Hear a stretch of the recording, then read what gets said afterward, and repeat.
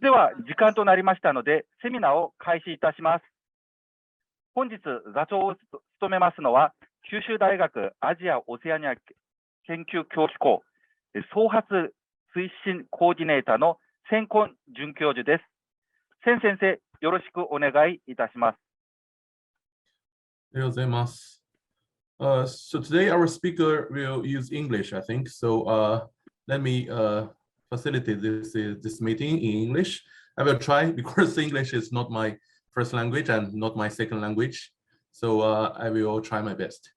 Welcome to the 59th Brown-Back Seminar organized by the Institute for Asian and Oceanian Studies, Kyushu University.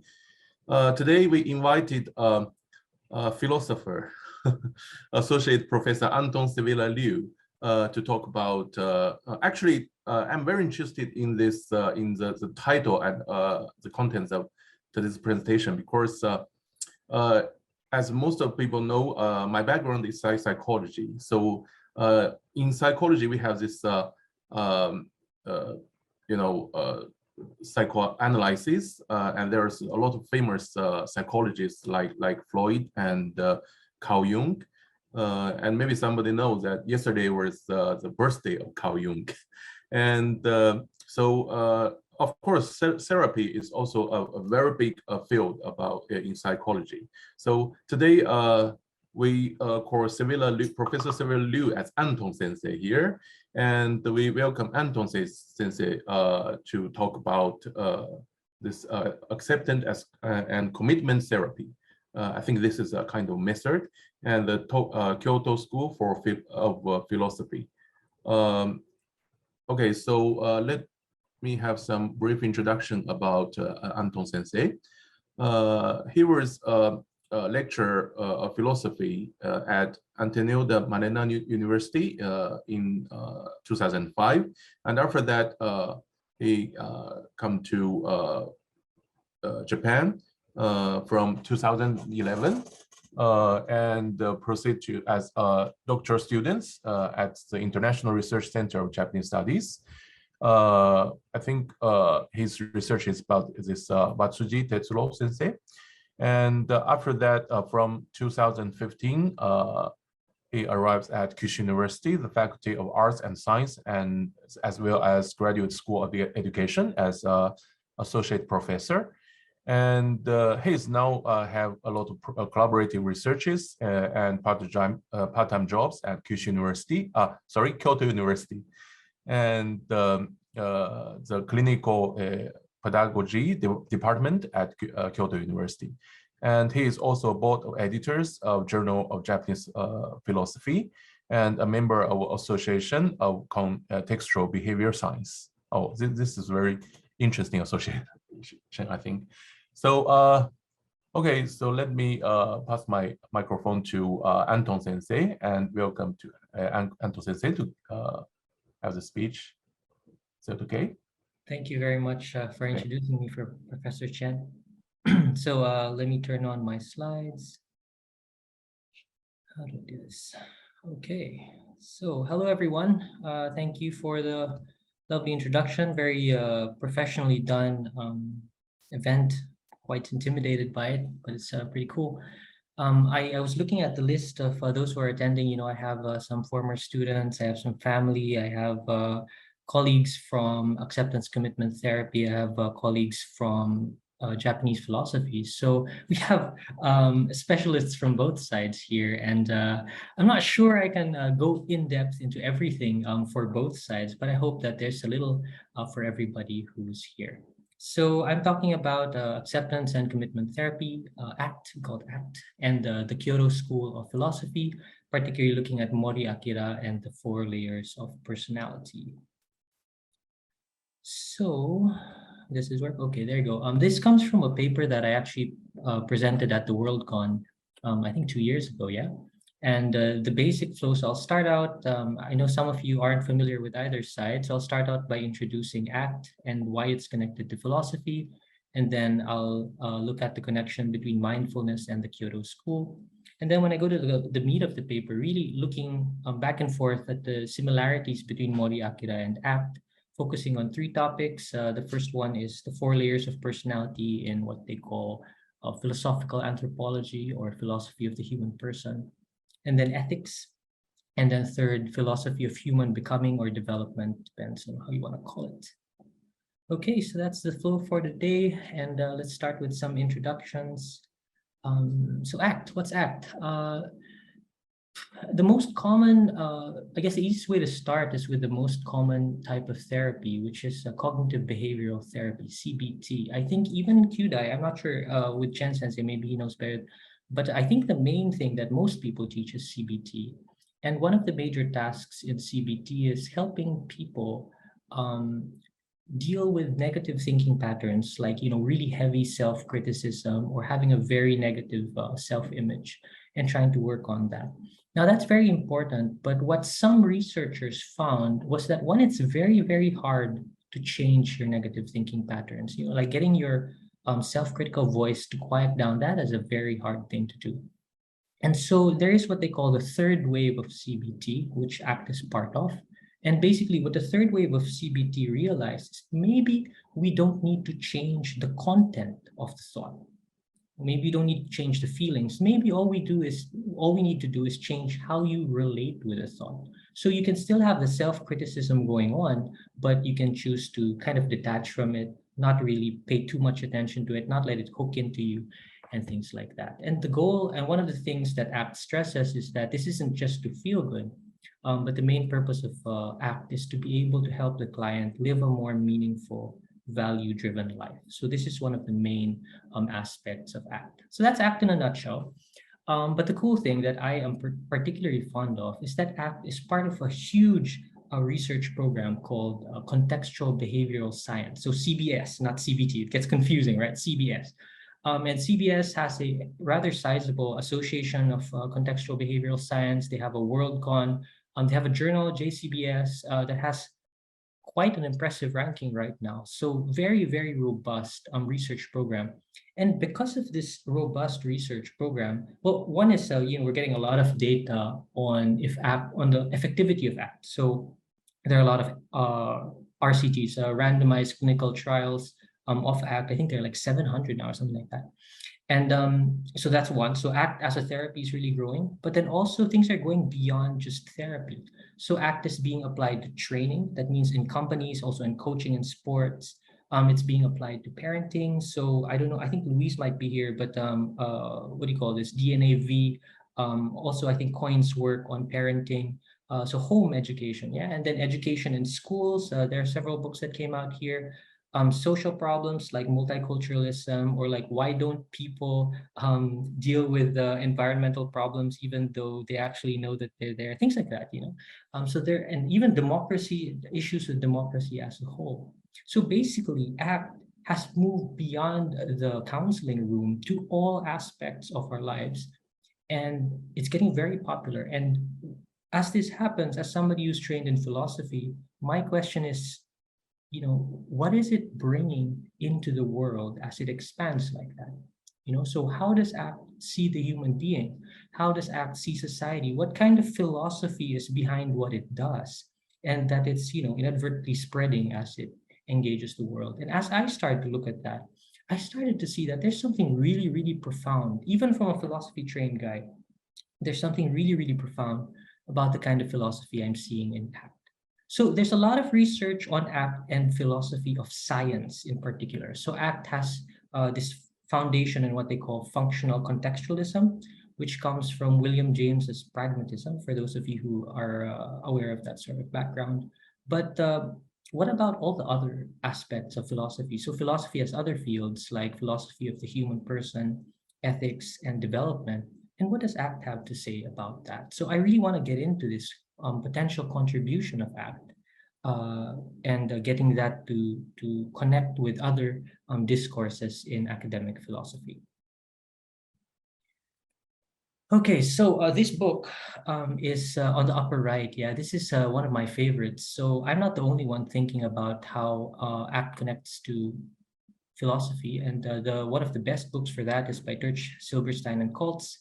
And basically, they show the connections between third wave behavioral therapy, cognitive behavioral therapy, and Buddhism in particular. Well, one particular strand of Buddhism, yes. And I think this is very important. This is where I lay the foundation of most of my research. But as I build on that, one of the questions for me is, what about the rest of Eastern philosophy? You know, it's not just Buddhism. There are many kinds of Buddhism, Confucianism, Shintoism. And then what about all the rest of Western philosophy? You know, so you have the philosophy of Heidegger, you have Kant. How does it connect to that? Because these are the many different ways in which we shape the way people think. So one way that I saw making a connection was between mindfulness and the Kyoto School of Philosophy. So I've written a paper on this, but basically, you know, the Kyoto School, the interesting thing, it's not, you know, it's not 2,400 years ago. You know, it's a relatively modern Japanese philosophy right at the beginning of Japanese modernity. And so the Kyoto School, while everyone was pretty much copying Western philosophy, they responded critically to Western philosophy via traditional thought, especially Buddhism. And what they did is very, very similar to mindfulness. So on one hand, they're criticizing our tendency to, they call it doing mode in mindfulness, right? Our tendency to nitpick everything, to problem solve everything. And when that's all you do, everything starts to look like a problem, even things that aren't problems, like your kids or a weekend and things like that. And it starts to make you miserable, yeah? And that's something that the Kyoto School has been looking at from the very start. So this idea of ego self, dualistic thinking, philosophy of being, really trying to see the way we, you know, make life hard for ourselves. And then, so instead of this doing mode, they talk about being mode. You know, it's like being able to be in the present moment and be able to, you know, like enjoy, kind of experience, be with what's actually going on in life. Kind of like you're sitting in front of a sunset.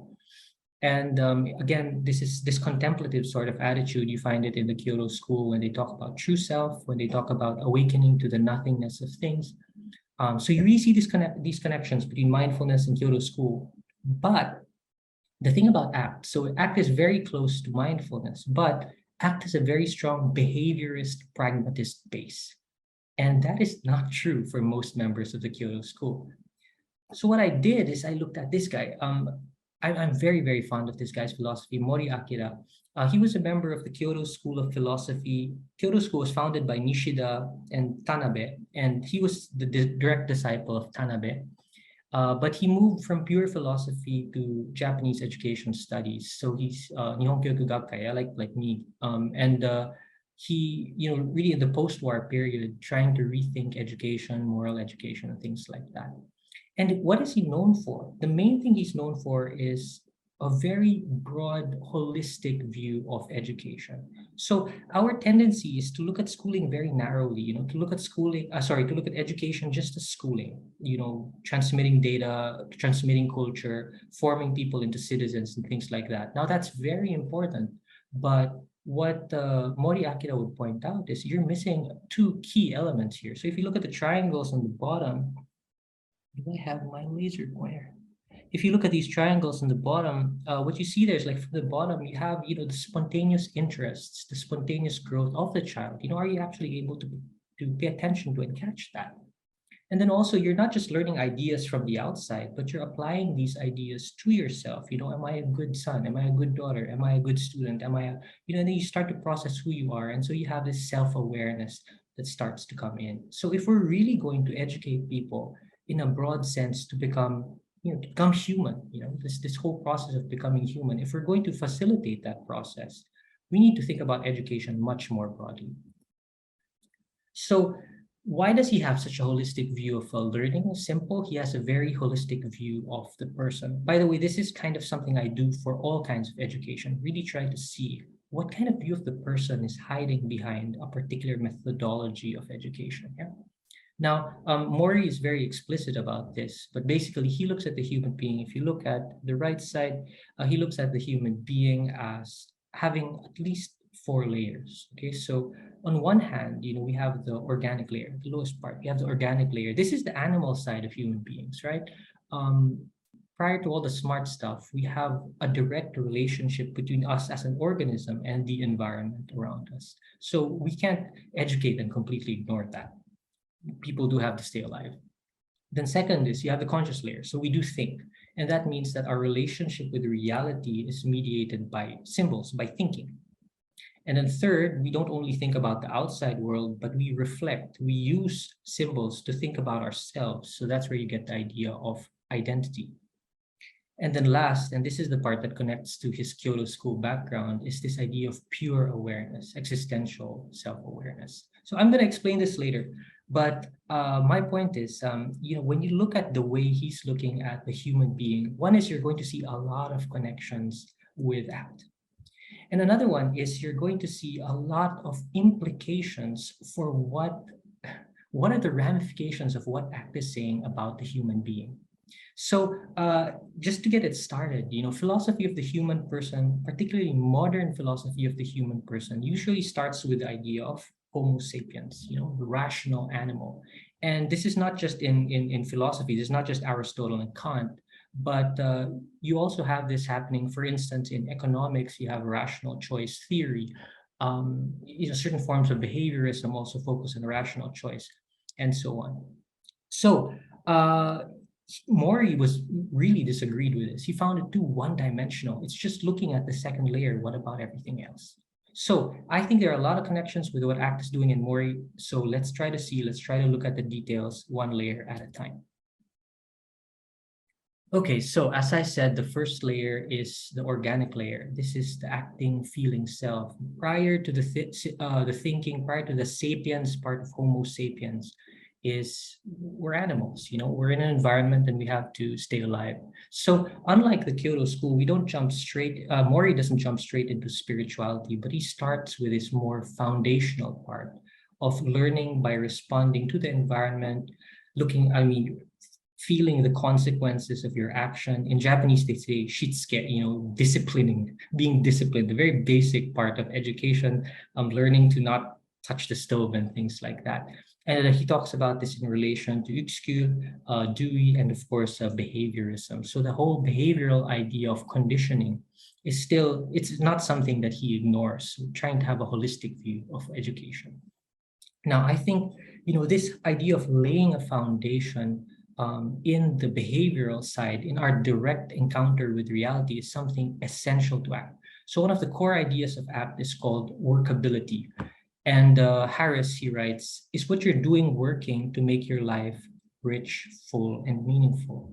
Thus, in ACT, we don't focus on whether thought is true or false, but whether it is workable. There's something interesting here, right? Something interesting here that I responded to as someone trained in modern philosophy.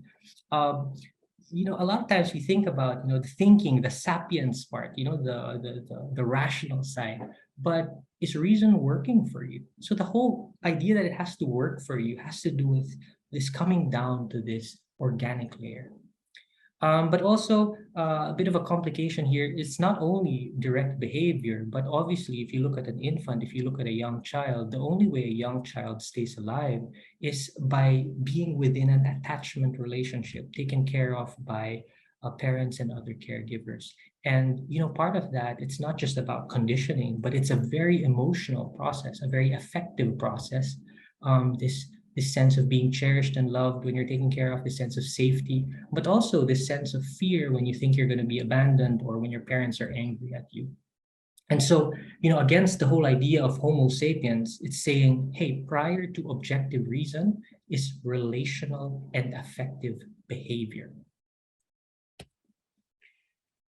Okay, so what about the next layer? So we don't ignore thinking in Mori Akira. There is the conscious layer, the thinking self. But here's the thing, okay? Not all thinking is rational and logical.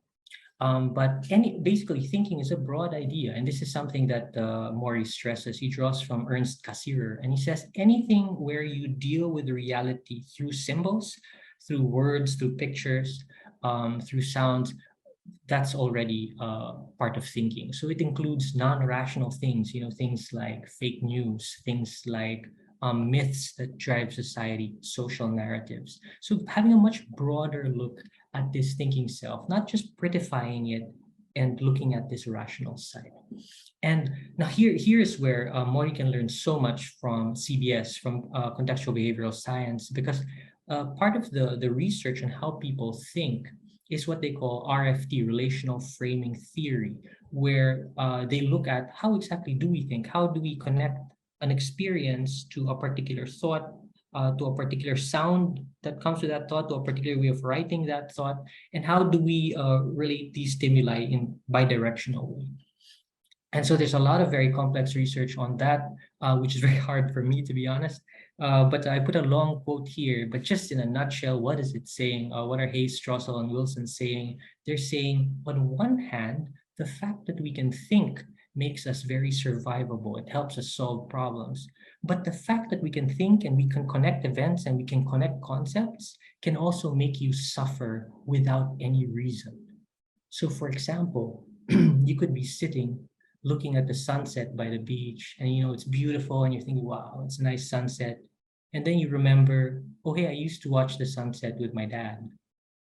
And then you remember, hey, I can't see my dad anymore because of this corona thing. And then suddenly you go from being happy to being very, very sad. So that's Homo sapiens, man. I mean, that's part of what thinking does. So Mori mirrors this concern with thinking. He says there's a danger that the dialogue with the self, this thinking, can actually not enhance the dialogue with the world. So is your thinking actually workable for you? So, when we look at education, zoon, logon, ekon, the animal that has logos, that has rationality, seems to be the center of education. Education teaching people how to think, teaching people how to use concepts and words. But in a sense, when we bring mindfulness, act, even Mori, Akira, existentialism into education, you start to see, is education only for thinking? And that's a very critical part we have to consider here. Okay, so moving on to the self-aware layer. So we think about the external world, but we also use these thoughts, these ideas to reflect on ourselves. So we become aware of ourselves via symbols, via roles, via rules, via identity. I'm a teacher. I'm supposed to talk in a particular way. I'm supposed to, have a certain status in society and so on. So this is part of the reflecting self. Now, this is very similar to Homo sapiens and the rational reflection of Descartes and Kant. But what you're adding here is a much more nuanced idea of symbols, So thinking is not just rational thinking, but it includes all the fluffy stuff we talked about previously. And that means the stories we tell ourselves about who we are. It's not entirely a rational process either. So you have this idea of narrative identity. This comes out in Paul Ricoeur, who's a philosopher. It comes out in Erickson, who's a developmental psychologist. And so in ACT has a very careful way of thinking about this. Self as process is our flow of experience. But certain things, certain experiences get highlighted, and this will be what defines who I am. You have a million stories in your life. Which stories define who you are? So in a sense, this is the congealing of self as content. You also have other as content when you think about who other people are. And so when you have this idea of who you are, self-esteem is part of that. You have idea of what other people are, what is Japan, what's expected of me. Then you start to have this idea of social identity.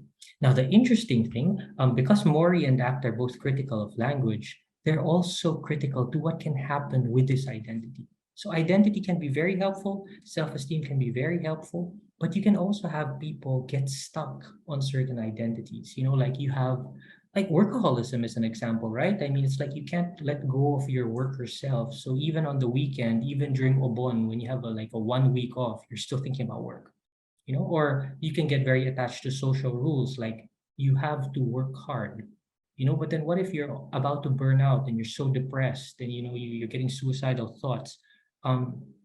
That rule isn't helping you, So in a sense, basically what they're saying is this self as content identity, it's not all positive.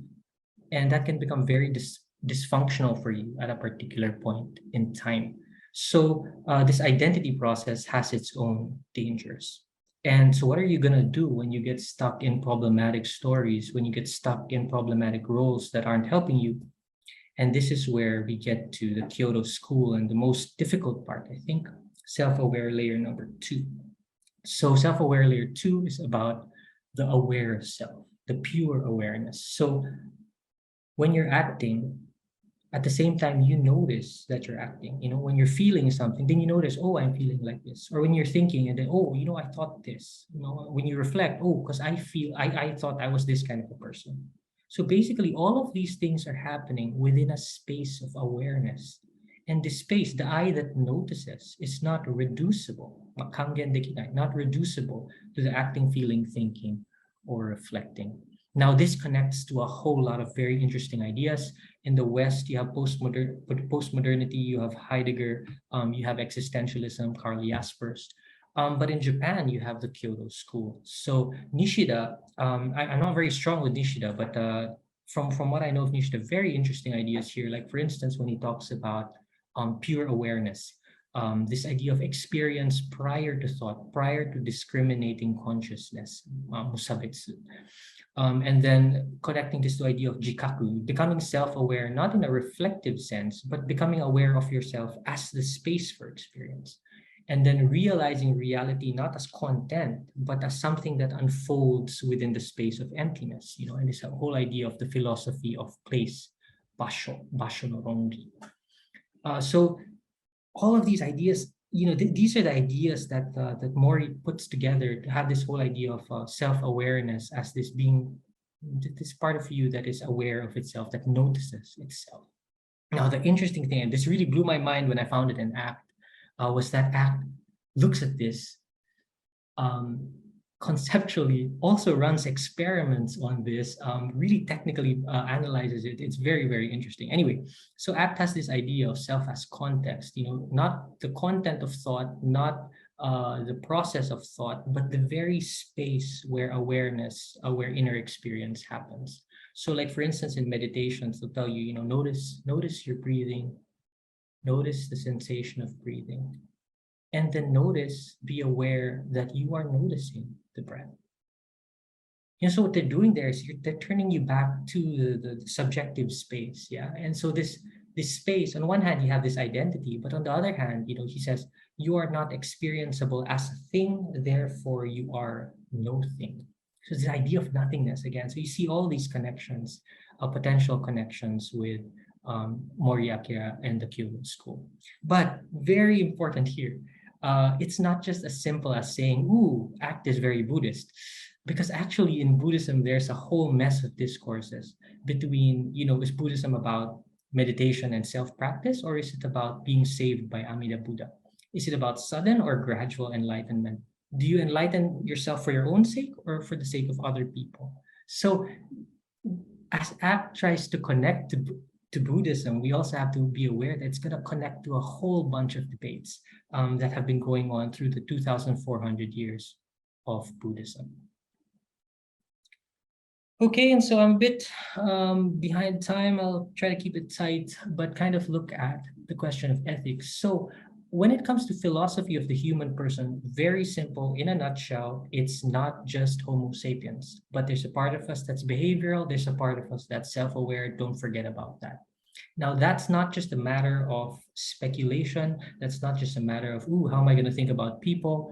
But that has very practical consequences, because depending on how you think about the human person, the way you think about ethics would change. And so modern ethics focus on a modern idea of Homo sapiens. And so you have, like in utilitarianism or in deontology, a focus on rational decision on what is the greatest happiness of the greatest number, or is this rule universalizable? And one of the problems, and this is from the researcher on the upper right, Jonathan Haidt, it's too rational. And many people know in their heads what's right, but don't do it anyway. And so it's very problematic when you bring it to the field of moral education. Now, Mori, who was in moral education, basically says you have to think about ethics from 4 layers. So the conscious layer, this rational ethics, that's just the second layer. But when you look at the organic layer, one is rules are helpful, yes, but do they necessarily apply in your situation? So that's pragmatic choice. That's very close to John Dewey. And then when it comes to the self-aware layer, yes, there are all these ideals, but which ideals will you stand for? What happens when you have a clash between, being a good husband and being a good father, or being a good father and being a good worker, And so when you have these challenges, then you have this existential choice. And when you look at acceptance and commitment therapy and their idea of values. Not just social values, but values that the client freely chooses in order to shape and find inherent value in their actions.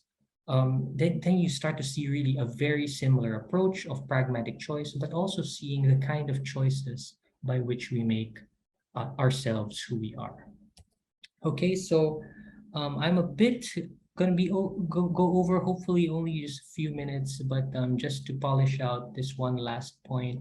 So Mori has a very big philosophy, and so you have philosophy of the human person, you have ethics, and every time you help someone, you have to be able to think, how do I even see the human being that I'm helping in this way? But also, how do I see the human good in that I choose to help in this way?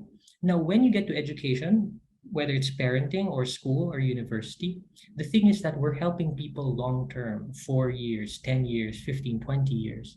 And so we need to think not just about the good right here and now, but we have to think about an unfolding path toward the good long-term. And so this brings us to the problem of development. So in the East, there's a lot of stuff that happens in Eastern philosophy about this. In the West, not much. It's mostly in developmental psychology, not philosophy. But Mori combines these, showing that, it's the organic layer that's strongest before school, but then slowly schooling builds conscious layer. And then the self-aware layer is something that really picks up with abstract thinking in middle school age, when you're a teenager. And this has, ACT looks like it will be critical of this, because ACT doesn't like looking at fixed developmental stages, but tries to focus on how are you actively responding to the environment. But if we look closely at Mori, and this is something that I'm still building on and thinking about right now, one is he doesn't look at development as, oh, you have to develop in this way, and if you don't, you have a developmental disorder. But instead, he looks at how are you developing given you're responding to your own environment, so that pragmatic side. And then also, how are you responding to the various crises that reality presents to you, the problem of contingency? And so if you look at these, the graph on the upper right, we have this nice chart of how epigenetic process, how people develop. But actually, you can die at 5 years old. You can die at 20 years old. So what happens to the shape of your development then? So basically, how do we include contingency and personal choice also when we think about development? So I think there's a lot of dialogue that can happen between ACT and Mori. Okay, so this is just my wrap up. I won't read this out, but I hope my excitement conveys to you. For me, it's very simple. ACT has a brilliant philosophy. And I feel as a philosophy guy, I feel very sad that it's all happening in psychology, but we don't get to talk about it as much. So I'm trying to bring it over. I'm trying to bring it over to philosophy. I pointed out how it can connect at least on 3 levels: philosophy of the human person, ethics, philosophy of human becoming.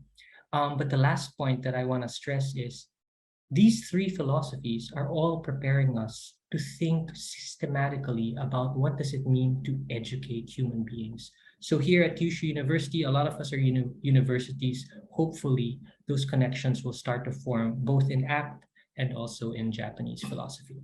So I'm a bit over, but thank you very much for listening. These are my references. And if you have any questions, looking forward to hearing them. Thank you very much, Anton Sensei. It's very interesting lecture. Of course, I was always considering about this. Because there's a lot of aspects to say people's personality. I have read some researchers in psychology, just like Freud. They have also this kind of personality structure theory. And now from your speech, I know that there are similar discussion also in philosophy field. So I have questions, but now let's say the question from the audience. So here there are 2 questions. The first is I think you can see the chat. The first is, could you tell us specific examples and successful examples of applying the acceptance and ACT, mindfulness, and 4 layers of personality? So in actual use and higher education. Thank you very much. So yes, I'm actually using this, and this is one of my biggest departures. You know, you introduced me as a philosophy guy, and that is true. But at the same time, I've really been trying to practice, you know, to use the things I'm learning, and also to get data and see how is it affecting people. So the number one effect that this model has, I think, is on the attitude of the teacher. So that's the number one thing. So when a student does something, like when a student is being very contrary, difficult in class, or very disruptive of the class, I'm not just looking at, hey, that's against the rules, but I'm also looking at, you know, how is this person, why is this person doing this? You know, like, what is it about rules that is like, some people are deliberately breaking the rules. So how does this person see rules that makes him fight against rules in that way? So in a sense, it's a self-aware layer question, yeah? And then also, it makes me look at, for instance, like I know people who every time they had to follow rules, it was because they were being forced by their teachers. So now that they have a chance to rebel, they start to, you know, kind of act out. And so you start to see that it's a pre-rational pattern also.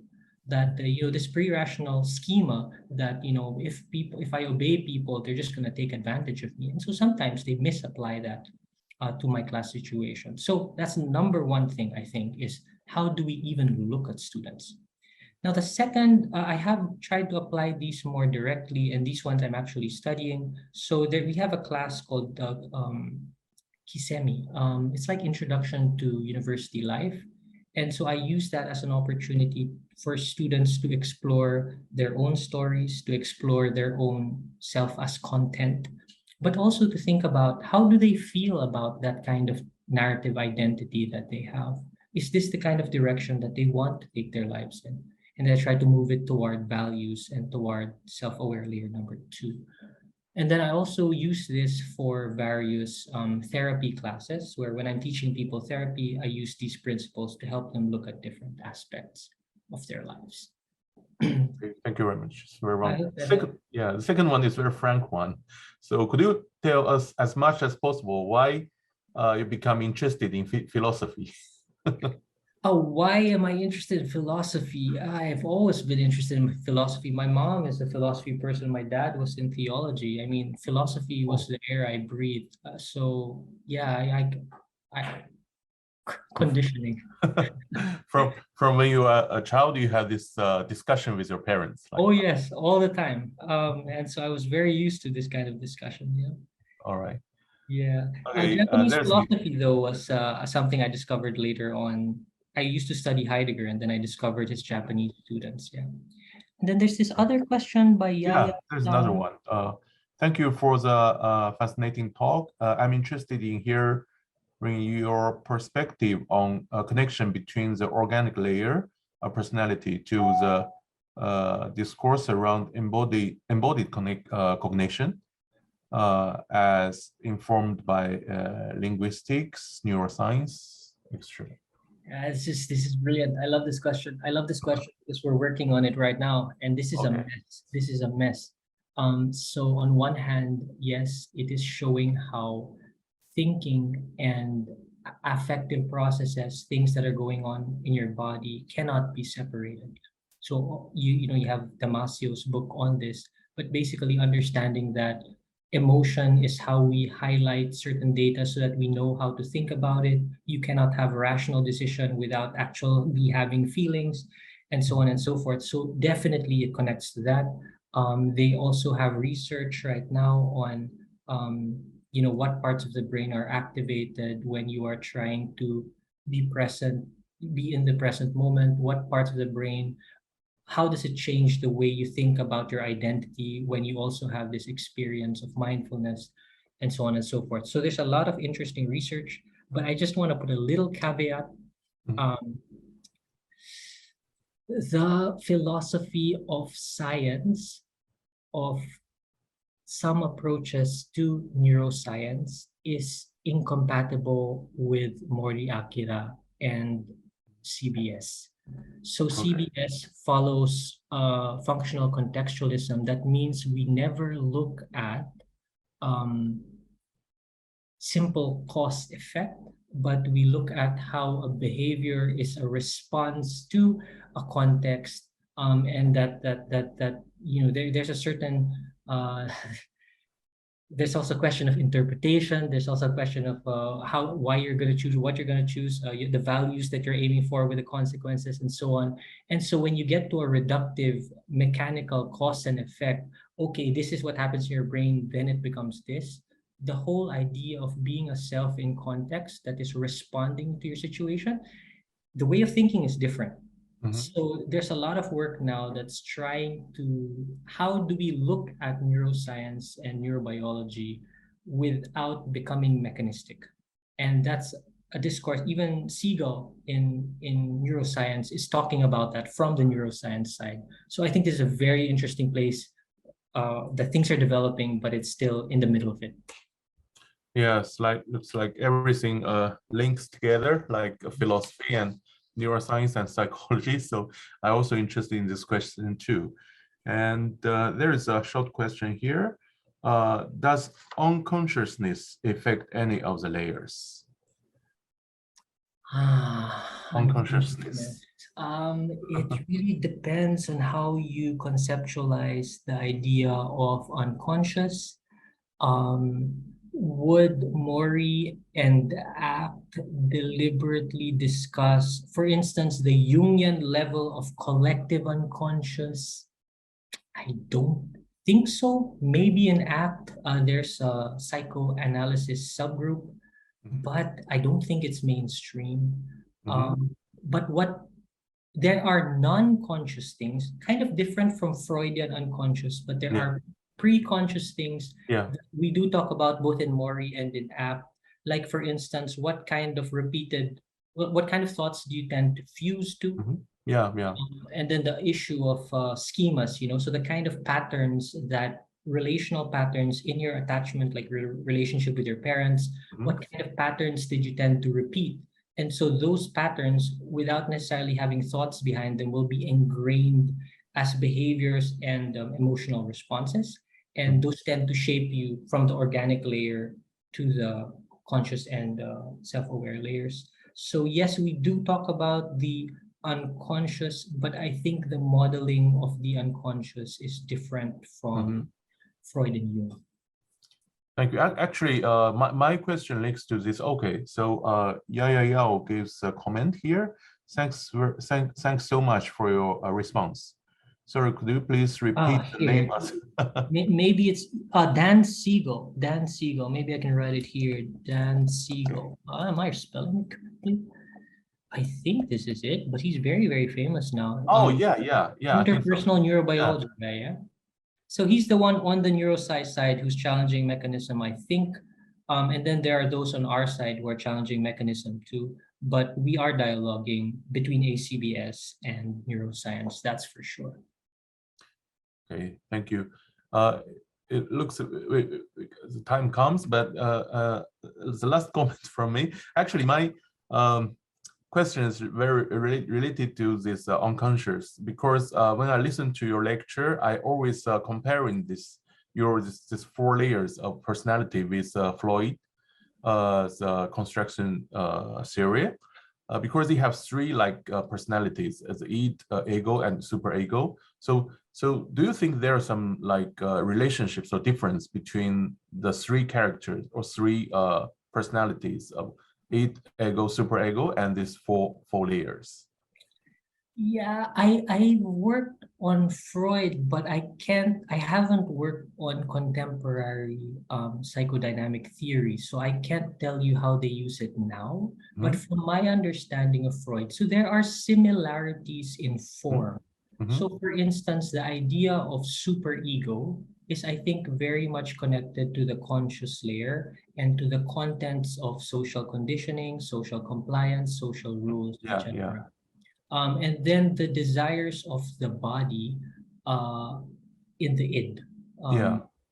So in Japanese, I think they say es, so you have those, and I think that will connect to the organic layer, that will connect to the needs theory, which I think is stronger in what they call contextual schema therapy, but not exactly in ACT.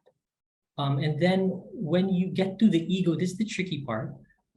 depends how you look at the ego. If you look at the ego purely as rational, then that's more conscious layer and reflective layer. But if you look at ego as this balance, this even attention, so Freud has this line, right? Even balanced attention. And by which you respond to the demands of the superego and the id, I think there is a relationship there to the highest layer and this idea of self as context. Yeah. Okay. I think. We can continue this discussion. Maybe I think I have lots of things to talk with you. So see We'd if love to meet up sometime. It's very interesting. But thank you very much for this wonderful lecture, and we have a lot of questions here. And thank you very much, Anton Sensei.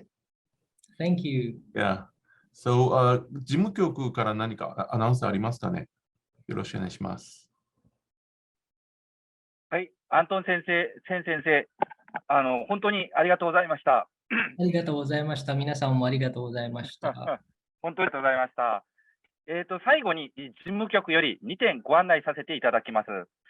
まず次回のブランバックセミナーのご案内でございます。次回は来週8月3日水曜日12時10分より九州大学病院 ARO 次世代医療センターの有馬充特任講師よりドラッグリポジショニングによる希少疾に対する医薬品開発と題し、講演を実施いたします。